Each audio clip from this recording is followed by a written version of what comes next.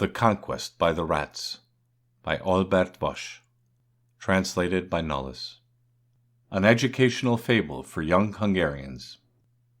The man's house stood on the hill and ruled. It ruled the yards, the trees, the bushes, and the gardens. It ruled the crops, the meadows, and the pastures. It also ruled the forest, which started behind the hill and stretched along the mountainside. The trees yielded fruit.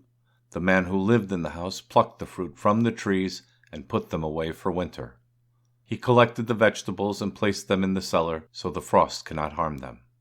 He harvested the crops, collected the hay from the fields and the wood from the forest. He placed everything in or around the house as it was most convenient.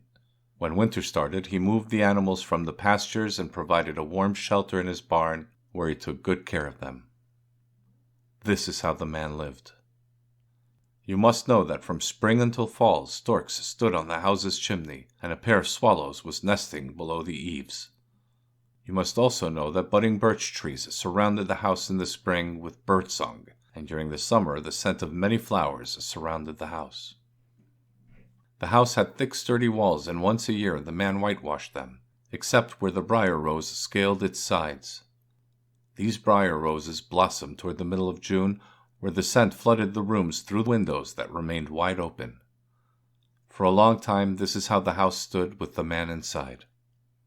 On a dark and cloudy fall day, when the downpour hung on strings from the skies, two little drenched gray rats arrived from somewhere. They arrived from far away and were cold and hungry. They saw the house and scurried in through the open door and hid in the basement. They found ample food, ate well, and soon started to grow fat. By winter they had a brood, and by spring another. The young rats, which grew up there, had already considered the house their home, and ran around the basement as if it were their own. At first the man didn't even notice them. Later on he noticed that something was eating his vegetables, but ignored it. There was enough, more than enough for the hungry. Then he noticed a rat running along the wall. How tiny and timid, he thought. Let them live if they want. As time passed, the rats multiplied. At first they dug up the basement, and then they started to dig into the walls. They dug deep and twisting holes which crisscrossed each other. Some even reached the rooms. The man shook his head when he noticed the first rat hole in his room. Since he didn't like disorder, he plugged the opening and painted over it. By the next morning, the hole reappeared. The man plugged the holes 3 times, and the rats dug it out 3 times. Then the man waved his hand dismissively and thought, "They must also live, and if this is good for them, so be it." From then on, he didn't plug the holes. In the meantime, the rats continued to rapidly multiply. The holes also multiplied in the walls of the house. Not only in the basement, but in the storage room, the attic, and even in the rooms at night these rats scurried about and chewed the chewable. Then one day, when the rats started chewing his dress boots, the man got angry and struck them with his cane. He hit one on the head, and that rat died.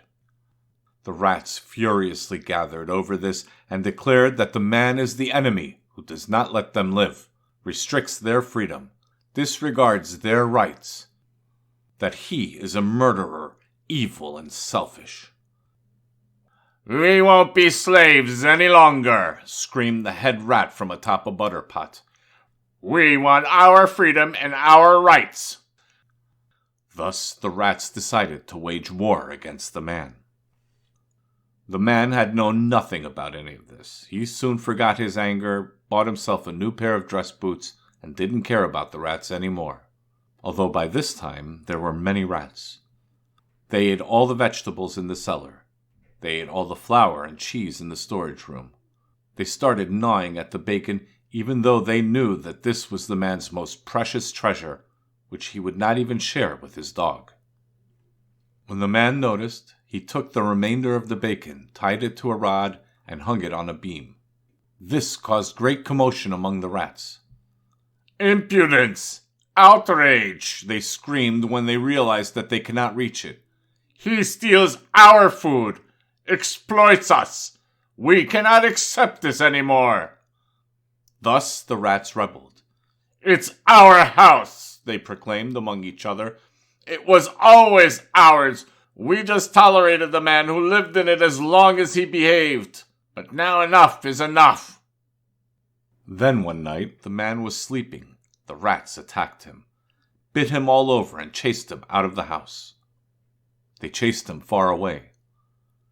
Then the rats proudly proclaimed to the garden, the trees, the animals, the birds, and even to the flowers that from now on, according to all laws and rights, this house is not man's country, but rat country. Thus they ruled according to rat tradition. They devoured everything that was edible and chewed everything in sight that was not. As expected, the cellar, the storage room, the silo were emptied. The birds moved away, the flowers withered. The walls around the house crumbled and started to blacken, and stench replaced the scent of trees and flowers. The vegetables rotted in the garden because no one tended to them. The fruits ripened, fell from the trees, and fell to the ground.